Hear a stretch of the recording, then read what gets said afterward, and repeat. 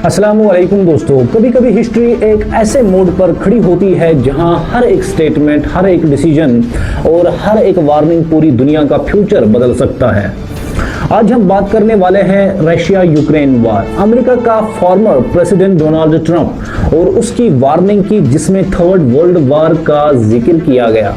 President बनने से पहले डोनाल्ड ट्रंप ने कॉन्फिडेंट अंदाज में कहा था, जैसे ही मैं पावर में आऊंगा रशिया यूक्रेन वार को तुरंत खत्म कर दूंगा। उनका मानना था कि ये सिर्फ नेगोशिएशन का मैटर है, बस लीडर्स को एक टेबल पर बिठाओ और वार खत्म। लेकिन रियलिटी ने ट्रंप को जोर का झटका दिया। आज भी रशिया यूक्रेन वार चल रही है, लगभग 4 साल होने वाले हैं और सिचुएशन और ज्यादा डेंजरस होती जा रही है। ट्रंप की सबसे बड़ी वार्निंग, इसी फ्रस्ट्रेशन के बीच ट्रंप ने एक ऐसी बात कह दी तो पूरी दुनिया के लिए अलार्म बेल बन गई। उन्होंने कहा, अगर ये वार ऐसे ही एस्केलेट होती रही तो दुनिया थर्ड वर्ल्ड वार की तरफ बढ़ सकती है। ट्रंप का कहना था, मैं सिर्फ मीटिंग्स के लिए मीटिंग्स करके थक चुका हूं। बातें हो रही हैं लेकिन सॉल्यूशंस नहीं निकल रहे। वार का बैकग्राउंड क्यों नहीं रुक रही लड़ाई? रशिया यूक्रेन वार 2022 में शुरू हुई, तब से लेकर आज तक कोई डिसिसिव मिलिट्री विक्ट्री नहीं।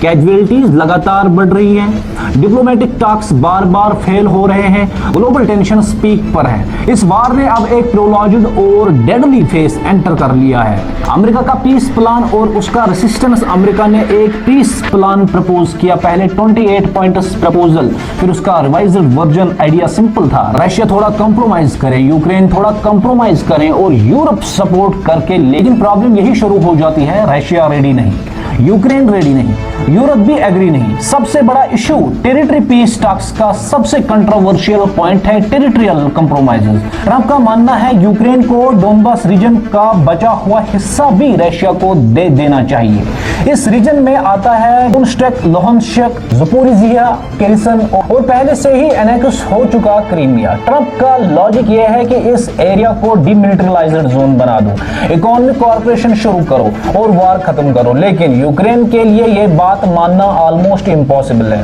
ज़ेलेंस्की का stand, no forced compromise. Ukraine के प्रेसिडेंट वोलोदिमीर ज़ेलेंस्की क्लियर है, कोई भी टेरिटरी फोर्सफुली सरेंडर नहीं होगी। फैसला सिर्फ यूक्रेनियन लोग रेफरेंडम के थ्रू करेंगे। सॉवरेनिटी नॉन नेगोशिएबल है। ज़ेलेंस्की का मानना है, अगर आज यूक्रेन झुक गया तो कल रशिया और एग्रेसिव हो जाएगा। सिक्योरिटी गारंटीज, यूक्रेन की सबसे बड़ी डिमांड, यूक्रेन चाहता है लीगल सिक्योरिटी गारंटीज। अगर फ्यूचर में रशिया फिर अटैक करे तो यूरोप और अमेरिका डायरेक्टली इंटरवीन करे, नेटो स्टाइल प्रोटेक्शन। लेकिन यूएस पीस प्लान में ऐसी बेंडिंग गारंटीज क्लियर नहीं है। न्यूक्लियर रिस्क सबसे खतरनाक एंगल इस वार का सबसे डेंजरस एस्पेक्ट है, न्यूक्लियर शैडो। रशिया एक मेजर न्यूक्लियर पावर है। यूक्रेन के ज़पोरिजिया रीजन में यूरोप का सबसे बड़ा न्यूक्लियर प्लांट है जो अब रशिया के कंट्रोल में है। नेटो की वार्निंग, नेटो ऑफिशियली ओपनली कह रहे हैं यूरोप को फ्यूचर वार्स के लिए रेडी रहना चाहिए। ये स्टेटमेंट ट्रंप की वार्निंग को और सीरियस बना देता है। तो वर्ल्ड वार 3 का रिस्क क्यों? कुछ मेजर रीजंस, वार का long duration, heavy casualties, nuclear involvement, LNA system का strain, US Europe disagreement, China Taiwan जैसे प्रेसिडेंट, एक गलत कैलकुलेशन और कॉन्फ्लिक्ट ग्लोबल हो सकता है। ट्रंप का थर्ड वर्ल्ड वार स्टेटमेंट सिर्फ एक वार्निंग नहीं बल्कि एक प्रेशर टैक्टिक भी है।